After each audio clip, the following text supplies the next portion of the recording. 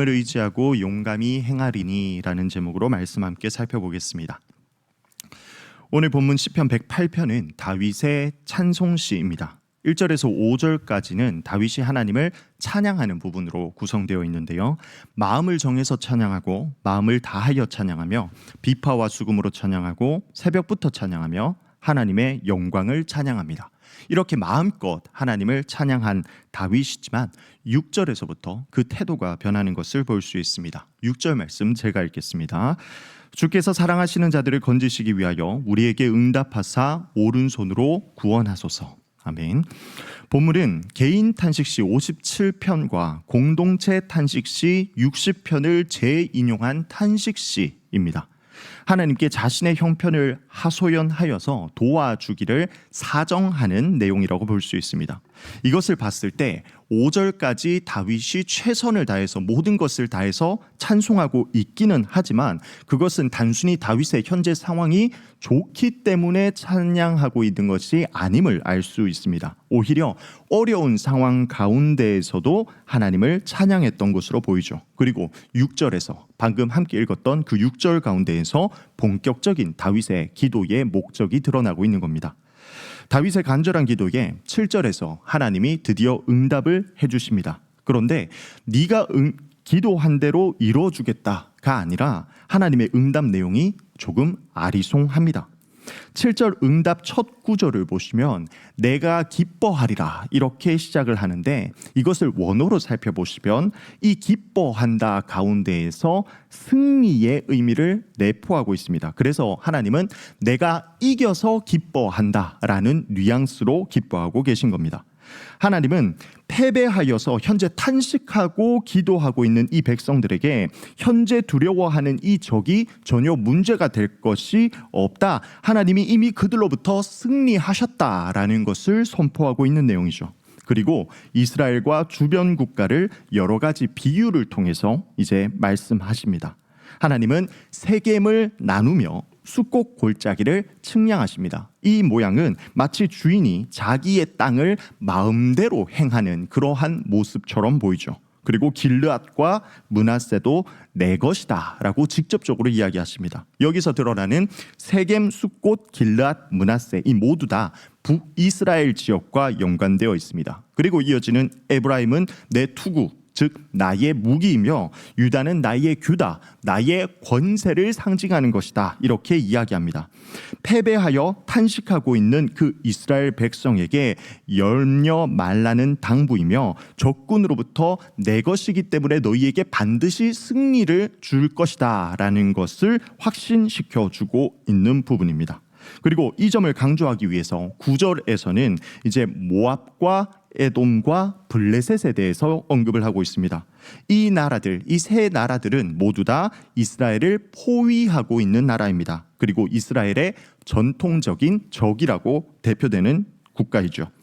모압을 목욕탕 삼으실 것이다 이렇게 이야기하는데 이것은 자비를 시키기 위해서 그들을 종으로 부리시는 모습을 표현한 겁니다. 그리고 에돔에게 신발을 던지겠다. 이것은 누군가에게 신발을 던지는 행위는 그들을 상대로 승리했음을 표현하는 행위입니다.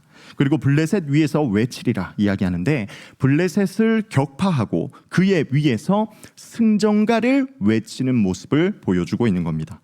하나님이 귀히 여기는 에브라임과 유다는 절대 망하지 않을 겁니다. 현 시점에서는 패배한 것처럼 보이지만 이것은 결론이 아니죠. 아직 과정일 뿐입니다.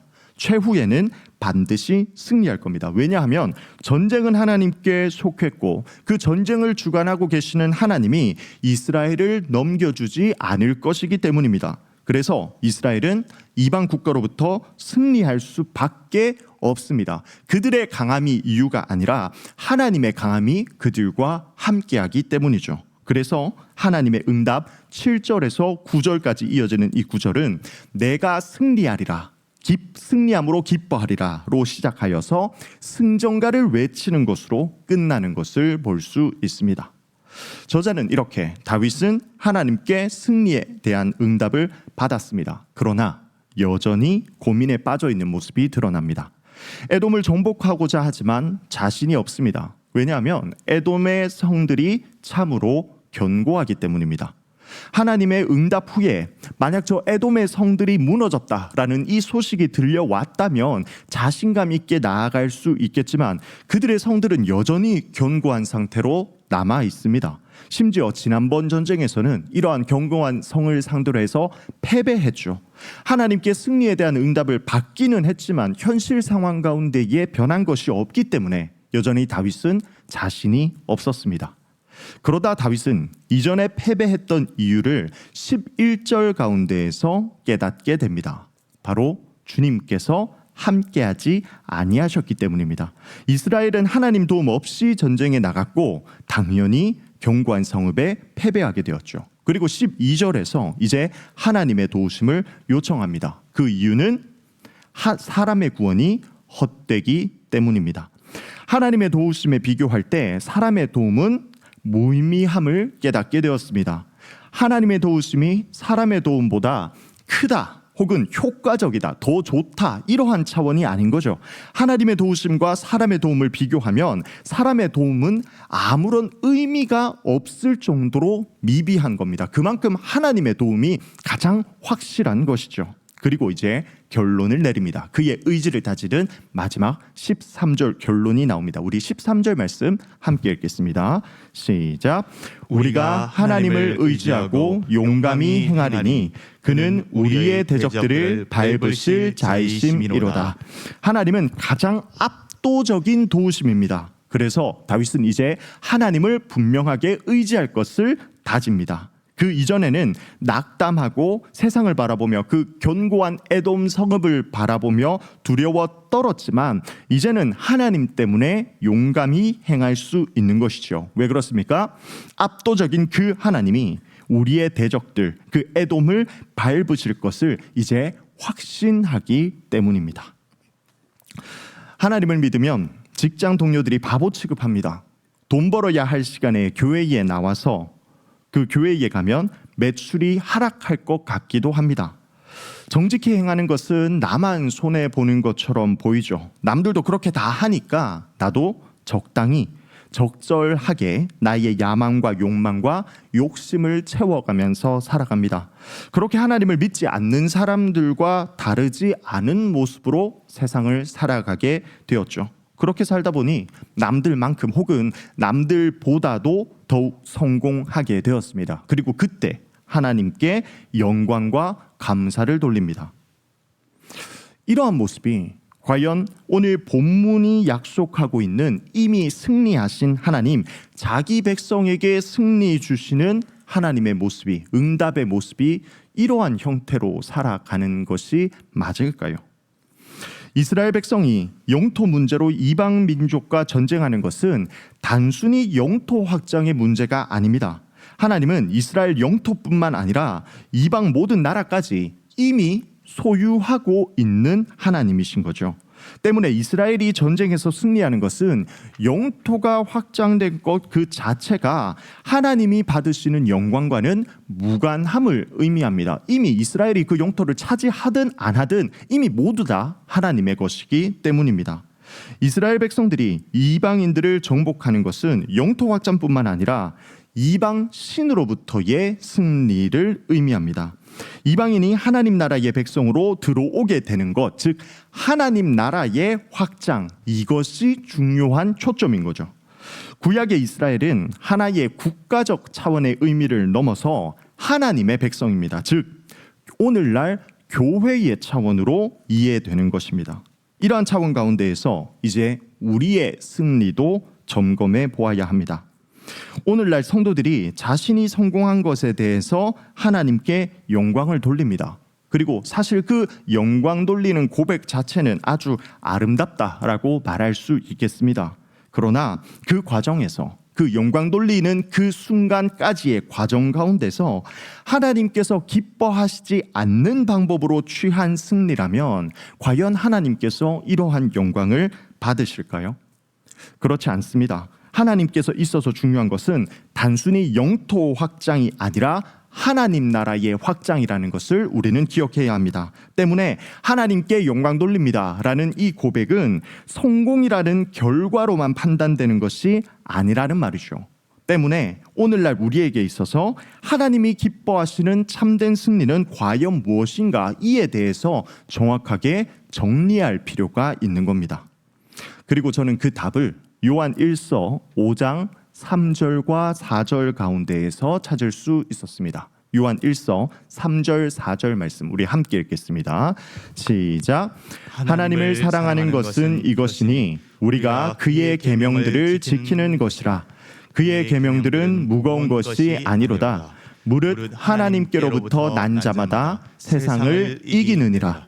세상을 이기는 승리는 이것이니 우리의 믿음이니라. 아멘. 이것을 정리하면요, 하나님을 사랑하는 자는 하나님의 계명을 지키는 자이고요, 세상을 이기는 자는 결국 믿는 자라는 결론이 나는 겁니다. 성경이 말하고 있는 이 참된 승리는 불신자보다도 더 성장하고 성공해서 자랑하는 것, 이것이 본질이 아니라는 거죠. 잘 믿는 것, 하나님의 계명을 잘 지키는 것, 하나님을 더 사랑하는 것, 그게 바로 세상을 이기는 승리다라고 이렇게 이야기하고 있습니다. 순간순간 하나님과 동행하며 사람이 아니라 하나님께 충성하는 것, 손해볼 것을 뻔히 알고 있음에도 불구하고 세상의 방식이 아니라 하나님의 방식으로 행하는 것, 바보 같아 보여도 우직하게 그 정직함을 지켜내는 것, 욕먹을 것 뻔히 알고 있지만 잘못된 관례를 용감하게 거절할 수 있는 것, 이것이 성경이 말하고 있는 참된 승리라는 거죠. 이때 결과는요, 세상에서 세상 기준으로 성공할 수도 있고 실패할 수도 있습니다. 그러나 결과가 어찌되었건 하나님은 그 과정 속에서 분명히 우리의 승리 가운데에 영광을 받으실 것입니다. 왜냐하면 그렇게 실패하는 듯 보이지만 이미 하나님께서 온 세상을 향해 승리를 거두셨기 때문이죠. 하나님이 우리들의 대적을 밟으실 분이라는 사실을 분명하게 알기 때문입니다. 그러나 현상을 보면 사실 이러한 믿음을 드러내는 것이 쉽지 않습니다. 왜냐하면 세상이 너무 강해 보이죠. 우리를 물어뜯고 우리를 마치 삼킬 것 같습니다. 심지어 기도하고 하나님께서 승리해 주신다는 그것을 말씀을 통해서 알고 있지만 이 견고한 세상이 변하지 않고 여전히 견고해 보이죠. 그러나 본질은 그렇지 않습니다. 강력한 하나님께서 함께 해 주시죠. 이 세상의 주인이신 하나님이 이스라엘에게 승리를 약속하신 것처럼 오늘날 우리에게 승리 주심을 알기 때문에 이 과정 속에서 얻는 실패로 우리는 낙담하지 않을 수 있는 겁니다. 참 승리의 길을 걸어갈 수 있는 것이죠. 제가 이 설교를 준비하면서 이제 한 가지 어릴 때부터 제가 좀 불러왔던, 제가 좋아했던 찬양이 한 구절 떠올랐습니다. 강명식 씨의 승리라는 찬양인데요. 제가 좀 어려워서 그냥 부를 수는 없고 그 가사를 한번 읽어드리겠습니다. 그 가사 속에서 많은 은혜 누리시길 바랍니다. 승리가 무엇인 줄 아는가? 승리가 무엇인 줄 아는가? 더 좋고 편한 가능성의 유혹을 모두 저련히 잘라버리고 오직 주님만 따라가는 것, 바로 승리라네. 승리가 무엇인 줄 아는가? 승리가 무엇인 줄 아는가? 하고 싶은 말, 그 많고 많은 말 모두 힘겹게 억누르고 오직 주께서만 말씀하게 하는 것, 바로 승리라네. 결과가 어떠해도 주님만 빛나시고 주님 평안 내 안에 있으면 그것이 바로 승리라. 치열한 자기와의 싸움을 허옇게 잠재우고 주님만 내 안에 사시게 하는 것, 바로 승리라네. 아멘.